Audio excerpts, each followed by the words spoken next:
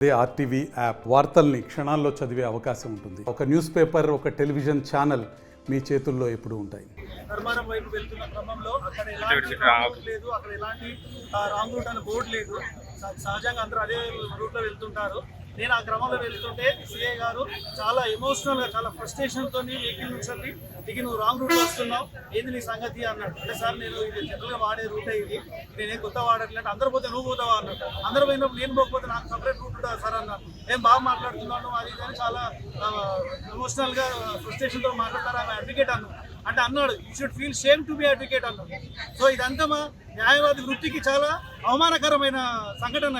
So దీన్ని మేము చాలా తీవ్రంగా ఖండిస్తున్నాం. నేను అన్నాను సార్, నేను రాంగ్ రూట్లో వచ్చి నాకు చలానా వేయండి, ఐఎమ్ రెడీ టు పే చలానా, అంతేగాని నాకు ఇది అనుమానం ఉన్నది, నీ బండి చెక్ చేయాలన్నాడు. నా ఇద్దరు చిన్న పిల్లలు, వాళ్ళు 10 years బిలో ఏజ్ పిల్లలు, చాలా భయపడుతున్నారు. సార్ పిల్లలు ఉన్నారు, మీరు ఎందుకు ఇంత ఇష్యూ చేస్తున్నారంటే ఆయన చాలా ఎమోషన్. నాకు పక్కడు సారీ చెప్పిండు, తప్పు చేస్తే నువ్వెందుకు చెప్పావంటాడు. అని ఎందుకు చెప్పాలి సార్, సారీ నేను తప్పు చేసి చలాన్ వేయండి, నేను చలాన్ కడతాను, అంతేగాని మీ ఎమోషన్, మీ పోలీసు యాటిట్యూడ్ నాకు చూపించకండి సార్. ఆమె అడ్వకేట్ సార్, ఆమె ఎడ్యుకేటెడ్, నేను ఒక రెస్పాన్సిబుల్ సిటిజన్ని, నేను ఒక లేమ్యాన్ కాదని చెప్పాను. అన్నప్పటికీ కూడా నువ్వు పోలీస్ స్టేషన్ పదాన్ని నా కార్కి లాక్కునే ప్రయత్నం చేశాను. సో ఇదంతా కూడా ఈరోజు మా న్యాయవాద వృత్తికి చాలా ఒక బ్లాక్ డే. ఎందుకంటే న్యాయవాదం చెప్పడమే నేను చేసిన తప్పు అన్నట్టు అనిపిస్తుంది. అక్కడ you should feel shameful to be advocate అన్నారు. సో దీనికి తక్షణం సిఐ రావాలి, ఆల్ అడ్వకేట్ ఫ్రెటర్నిటీకి క్షమాపణ చెప్పాలి. This is our demand. World class infrastructure, technical clubs, world class hostels. KL deemed to be university. Bar association ఆధ్వర్యంలో న్యాయవాదులు రోడ్డెక్కి నిరసన తెలియజేస్తున్నటువంటి అంశం, న్యాయవాదుల పట్ల పోలీసులు వ్యవహరిస్తున్నటువంటి తీరును నిరసిస్తూ ఈ కార్యక్రమం చేయడం అనేది జరిగింది. నిర్దిష్టంగా వరంగల్కు సంబంధించినటువంటి న్యాయవాది మిత్రుడు వినయ్ కుమార్ ఇక్కడే ఉన్నాడు. తాను తన కుటుంబం పిల్లలతో కలిసి కాశీబుగ్గ జంక్షన్లో ఏదైతే రోడ్డు డివైడర్ ఉందో అక్కడ టర్న్ అవుతున్నటువంటి క్రమంలో ఎలాంటి ఆంక్షలు లేని ఆ ప్రదేశంలో తాను తిరుగుతున్నటువంటి క్రమంలో ఇంతజారుగంజ్ సిఐ శివకుమార్ గారు చాలా దురుసుగా అకారణంగా మాట్లాడినటువంటి తీరు, న్యాయవాది అనేటువంటి విషయం తెలియజేసిన తర్వాత తాను మాట్లాడినటువంటి తీరు సోషల్ మీడియాలో వైరల్ అయి ఉన్నాయి 3 రోజులుగా.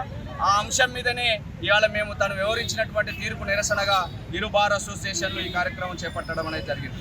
అలాగే భద్రాచలంలో మరొక సీనియర్ న్యాయవాది అయినటువంటి శివప్రసాద్ గారి మీద అక్కడ ఉన్నటువంటి పోలీసులు తప్పుడుగా ఒక కేసు నమోదు చేసి తనని కోర్టుకు తీసుకొస్తున్నటువంటి క్రమంలో హ్యాండ్ కప్స్ చేసి తీసుకొచ్చినటువంటి దుర్ఘటన. ఇది చట్ట వ్యతిరేకమైనటువంటిది, రాజ్యాంగ వ్యతిరేకమైనటువంటిది. కోర్టులో పనిచేసేటువంటి కోర్టు ఆఫీసర్గా ఉండేటువంటి అడ్వకేట్ కూడా హ్యాండ్ కప్స్ వేయడం అనేది ఒక దుర్మార్గపూరితమైనటువంటి చర్య.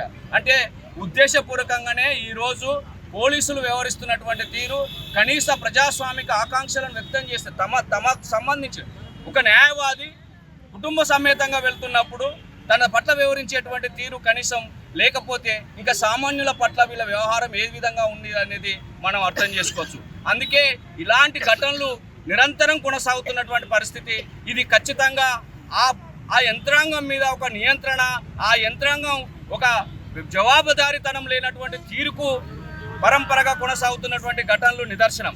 అందుకని ఇది ఖచ్చితంగా నివారణ జరగాలంటే వారి మీద తగిన చర్యలు తీసుకోవాలని డిమాండ్ చేస్తున్నాం. తక్షణం ఇంతజారుగంజ్ సిఐ క్షమాపణ చెప్పాల్సిందే, లేని ఎడల తన సస్పెండ్ కోసం మా కార్యాచరణను కూడా మేము కొనసాగిస్తామని చెప్పేసి హెచ్చరిస్తున్నాం. మరిన్ని వీడియోస్ కోసం ఛానల్ ని సబ్స్క్రైబ్ చేయండి, లేటెస్ట్ అప్డేట్స్ కోసం వాట్సాప్ ఛానల్ ని ఫాలో చేయండి అండ్ లింక్ డిస్క్రిప్షన్ లో ఉంది.